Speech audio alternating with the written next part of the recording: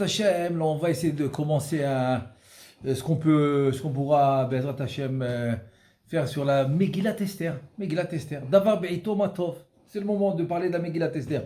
Donc vous savez que la Megillah déjà, hein, elle a comme le Sefer Torah, de le parchemin, les sirtutim, c'est les lignes qu'on doit tracer qui n'ont pas de couleur. Et tout ça on doit faire comme le Sefer Torah. Comme le Sefer Torah. Et donc c'est quand même important. La seule différence c'est que le Sefer Torah, hein, on appelle deux Amoudim.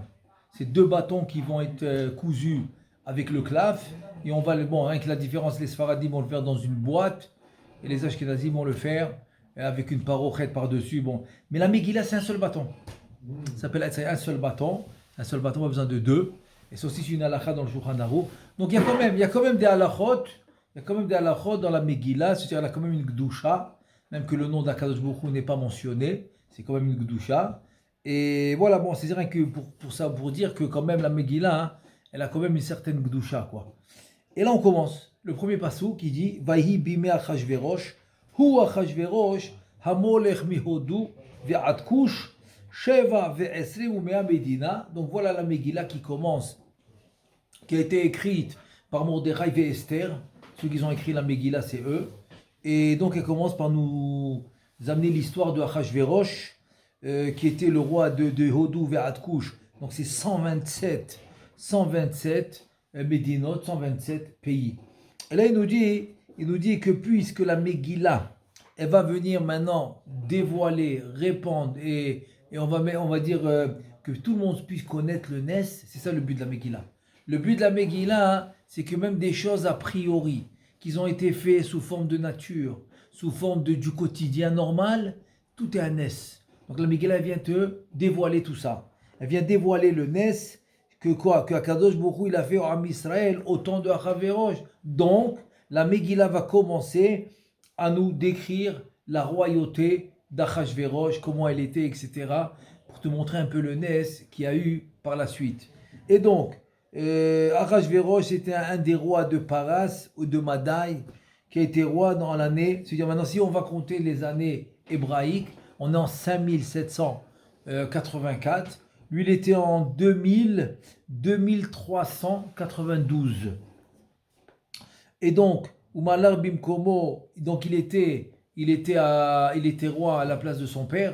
Son père, il s'appelait Koresh, Bisman Chayu Israël, Devouyim Veshoufim Beyoter. Ça veut dire que c'est au moment où Am Israël était dans un état lamentable. En deux mots, c'est un état lamentable. On est en galoute, on est en galoute, la galoute des 70 ans, après la destruction du premier Beth Amikdash, donc vraiment Am Israël dans un état lamentable. Donc l'histoire de Purim va se passer après 70 ans, qui est la fin de la première galoute. Ça s'appelle la première galoute. Quand je dis la première, c'est après la destruction du Beth Amikdash. Parce que bon, je n'inclus pas la galoute qu'on a eu dans Mitzrayim. Non, je parle seulement de ce qui s'est passé après la destruction du premier Beth Amikdash. Et donc, 70 ans après, la fin des 70 ans, il y a eu l'histoire de Purim. Donc, toute cette histoire, elle s'est passée après 70 ans de la destruction du premier Beth Amikdash. Et juste après l'histoire de Purim, c'est là qu'il y a eu la reconstruction du deuxième Beth Amikdash. Et là, il te dit que donc, ils étaient en Bavel, sous la royauté de Achashverosh, qui était roi sur 127 pays. Et donc, chez Beota Sha'a Tsipu, Liyot Nigalim, Minagalut, parce que là, comme ils avaient une prophétie, qui est que la galoute allait être 70 ans, et donc ils attendaient maintenant, impatiemment de se faire, ils attendaient la rédemption. Ça veut dire que les galoutes comme Mitzrayim, Bavel ensuite, Madaï, Paras, Yavan, tous ces peuples-là, tous ces galouillotes qu'il y a eu, tous ces exils qu'il y a eu, ils avaient un temps fixe. Aujourd'hui, il n'y a pas de temps fixe, il y a une autre raison, le Zohar HaKadosh, il dit pourquoi. Pourquoi aujourd'hui, il n'y a pas de temps fixe? Parce qu'il dit aujourd'hui, ça dépend de toi. Ça dépend de toi, c'est-à-dire ça dépend du peuple. C'est-à-dire qu'en deux mots, HaKadosh Baruch Hu, il nous attend. Il attend que tu reviennes. C'est pour ça que quand la Gemara a dit que quand ils ont rencontré Eliyahu Navi, ils lui ont dit Eliyahu, quand le Mashiach va venir, il leur a dit Hayom, aujourd'hui. Waouh, aujourd'hui Eliyahu Navi. le jour il passe, la nuit elle passe, le lendemain, rien du tout.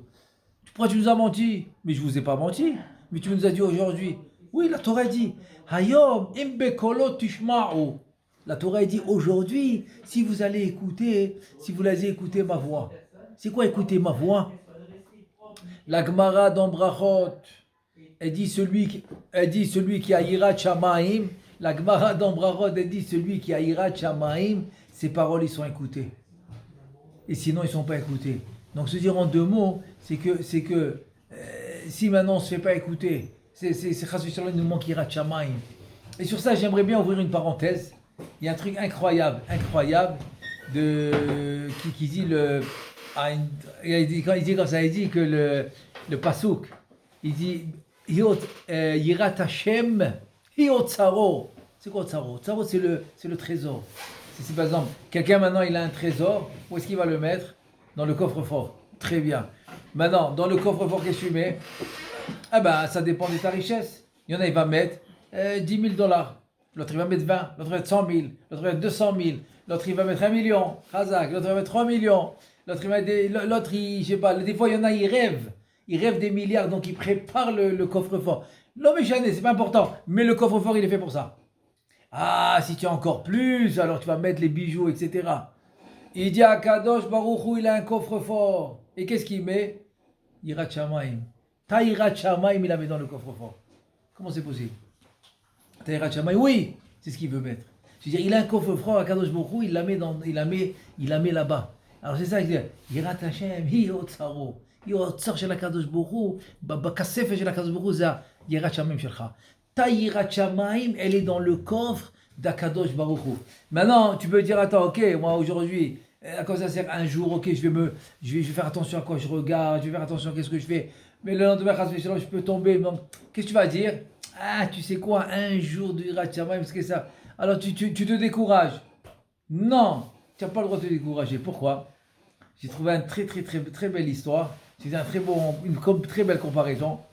Il paraît que, bon, je ne m'y connais pas trop dans les banques et tout, mais il paraît qu'il y a des milliards et des milliards qu'il a rentrés à la banque pour un jour.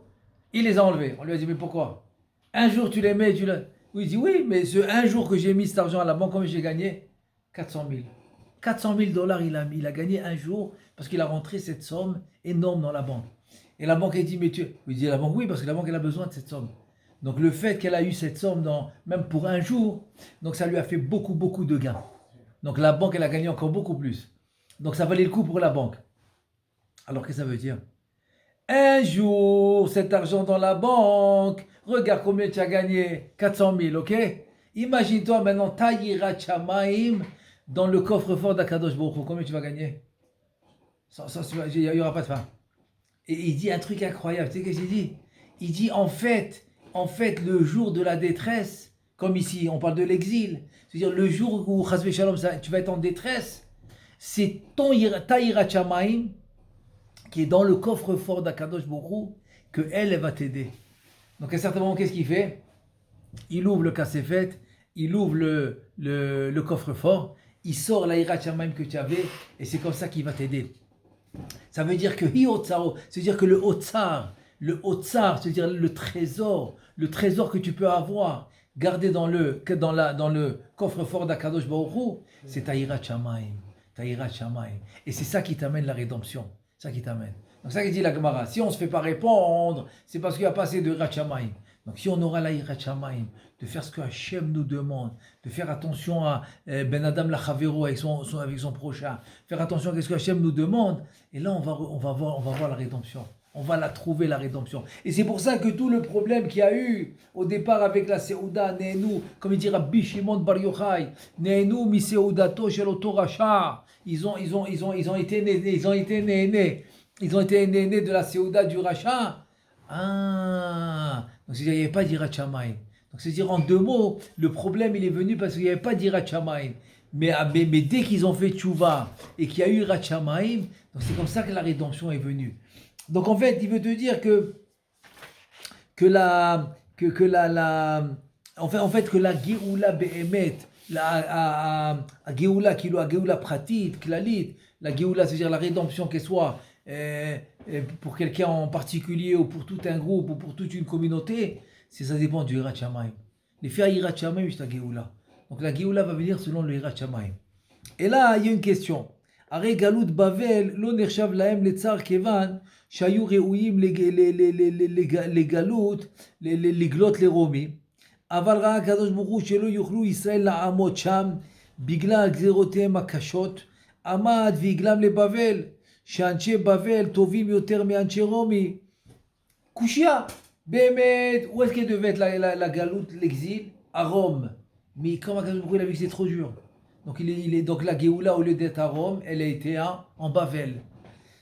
Alors ça devrait pas être difficile. Lo haya tzarich להיות כזה קשה. כי הוא החליף במקום רומי, שם אותם בבבל, il les a mis à Bavel pour qu'ils souffrent moins. Donc ça devait pas être tellement si compliqué. Et il dit non, en fait, chez Kol Zehaya, Bisman Nebuchadnezzar, ou Balshessa Kodem, chez Malach Koresh. אבל לאחר שמלך קורש מרש פדיים נכנסו צבאות פרס לבבל, היה גאות בבל מרה יותר מגלויות. Tout ça, il te dit, c'est au temps de Nebuchadnezzar qu'il y a eu cette différence entre Romi et Bavel, etc.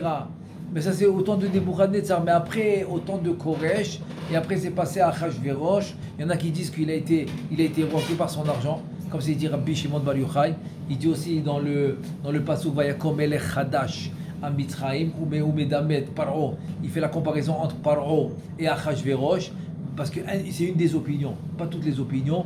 Une des opinions du Zohar, c'est que Vayakom Melech Chadash, un nouveau roi en Mitzrayim, c'est parce qu'il avait de l'argent, pas parce qu'il était apte à être roi. C'est parce qu'il avait de l'argent. Il le compare à Achashverosh que lui aussi il a été roi parce qu'il avait de l'argent. Pas parce qu'il était apte à être roi. Donc il était roi de lui-même. Et donc il te dit autant de son père Koresh et de lui. Bon, ça c'est dépendamment de l'opinion. Donc c'était beaucoup plus doux. Mais finalement, si on voit la vraie souffrance, c'est quoi? La vraie souffrance en fait, c'est quand il n'y a pas d'Hirat Shamayim. Et vient maintenant Shlomo Amelech. Shlomo Amelech, qu'est-ce qu'il te dit? Bechol derachecha da'ehu, v'yeyasher orchotecha. Ça veut dire quoi? Dans tous tes chemins, mais à Kadosh Baruch Hu. Dans tous tes chemins. Donc, Bechol derachecha, dans tous tes chemins, da'ehu, mets ton da'at. C'est quoi le da'at? Comme il dit le Mishnah dans Avot, da'at kanita, ma chasarta. Da'at chasarta, ma kanita. Si tu as du da'at, tu as de la Torah, tu as de la Hirat Shamayim, il te manque rien.